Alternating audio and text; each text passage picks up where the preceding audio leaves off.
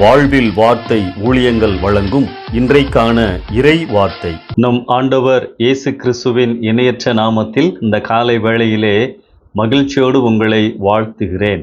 நம் ஆண்டவர் தருகின்ற சமாதானமும் சந்தோஷமும் நிறைவாய் உங்கள் வாழ்க்கையிலே இன்றைக்கு காணப்படுவதாக.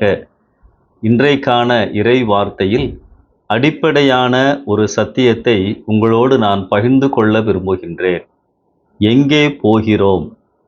அன்பானவர்களே, உலக புகழ்பெற்ற ஆண்டவருடைய ஊழியர் டாக்டர் பில்லி கிரஹாம் அவர்கள் தன்னுடைய 92ஆம் வயதிலே பார்க்கின்சன் என்ற நோயினாலே, அதாவது நரம்பு வாத நோயால் பாதிக்கப்பட்டிருந்தார்.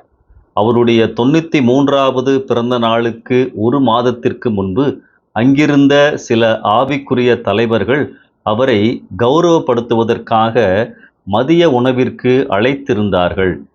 இந்த வியாதியினால் அவர் கஷ்டப்படுவதினால் இந்த கூட்டத்திற்கு வருவதற்கு டாக்டர் பில்லி கிரஹாம் தயங்கினார்.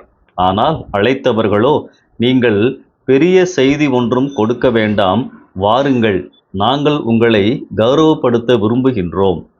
சென்றார்.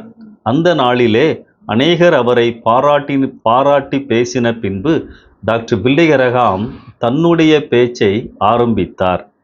இந்த நாளிலே தலை சிறந்த இயற்பியல் விஞ்ஞானி ஆல்பர்ட் ஐன்ஸ்டைன் அவர்களை நினைவுபடுத்த விரும்புகின்றேன். இந்த நூற்றாண்டின் மிகச்சிறந்த மனிதர் என்று டைம் மேகசின் அவரை கௌரவப்படுத்தி உள்ளது. ஒரு முறை ஐன்ஸ்டைன் தன் சொந்த ஊரிலிருந்து ட்ரெயினில் பயணம் செய்து கொண்டிருந்தார். அப்பொழுது டிக்கெட் பரிசோதகர் வந்து பயணிகளின் டிக்கெட்டை எல்லாம் பஞ்ச் செய்து கொண்டிருந்தார்.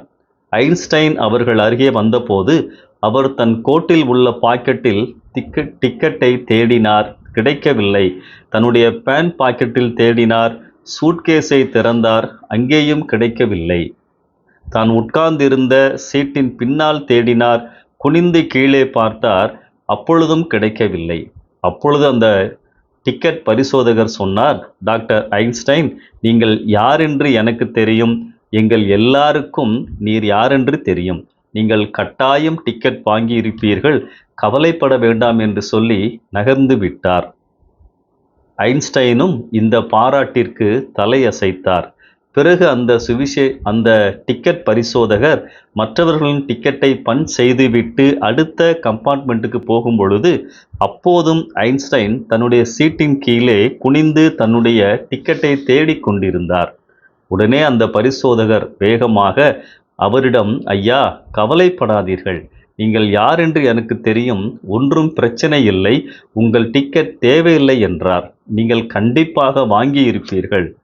அப்பொழுது அந்த விஞ்ஞானி ஐன்ஸ்டைன், சார், எனக்கு நான் யாரென்று தெரியும், ஆனால் நான் எங்கே செல்லுகிறேன் என்று எனக்கு தெரியவில்லை, அதனால் அந்த டிக்கெட் எனக்கு வேண்டும் என்று சொன்னாராம்.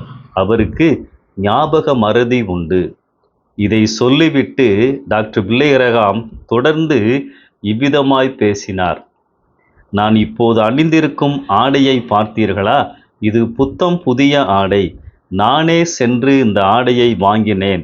இந்த நிகழ்ச்சியிலும் இன்னொரு நிகழ்ச்சியிலும் அணிவதற்காக இந்த சிறப்பான ஆடையை நான் வாங்கினேன். அது எந்த நிகழ்ச்சி தெரியுமா? நான் இந்த உடையோடு தான் அடக்கம் செய்யப்படுவேன். இதை நீங்கள் நினைக்க வேண்டும் என விரும்புகின்றேன். ஆம், தன்னுடைய அடக்க ஆராதனையில் மரித்ததற்கு பின்பு இந்த ஆடையை அணிவதற்காக அவர் வாங்கியிருந்தார். தொடர்ந்து பேசினார், நான் யாரென்று மட்டும் என்னை அறிந்திருக்கவில்லை, நான் எங்கே செல்லுகிறேன் என்பதையும் நான் அறிந்திருக்கிறேன். I not only know who I ஆம், I also know where I am going. உண்மை என்ன? அன்பானவர்களே, நாம் அனைவருமே நித்தியத்தை நோக்கி பயணம் செய்கிறோம். அநேகர் இந்த ஆல்பர்ட் ஐன்ஸ்டைனை போல எங்கே போகிறோம் என்று அறியாமல் இருக்கிறோம். எங்கே போகிறீர்கள்? நிச்சயமாக 2 இடம்தான் ஒன்று உண்டு, அதிலே மாற்றம் இல்லை. பரலோகம், நரகம். நீங்கள் பரலோகத்திற்கு சென்று கொண்டிருக்கிறீர்களா, நரகத்திற்கு சென்று கொண்டிருக்கிறீர்களா? யோவான் 14:6 வசனத்திலே இயேசு கிறிஸ்து இவ்விதமாய் சொல்லியிருக்கிறார், நானே வழியும் சத்தியமும் ஜீவனுமாய் இருக்கிறேன், என்னை அல்லாமல் ஒருவனும் பிதாவினிடத்தில் வரான்.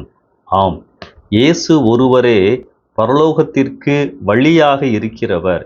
இயேசுவை இதுவரை ஏற்றுக்கொள்ளாமல் இருந்தால், இயேசுவே என் வாழ்க்கைக்குள் வாரும் என ஜெபியுங்கள். இயேசுவே என் பாவங்களை மன்னியுங்கள். அப்படி நாம் ஜெபிக்கின்ற பொழுது அன்பினாலும் பரிசுத்த ஆவினாலும் அவர் உங்களை நிரப்புவார்.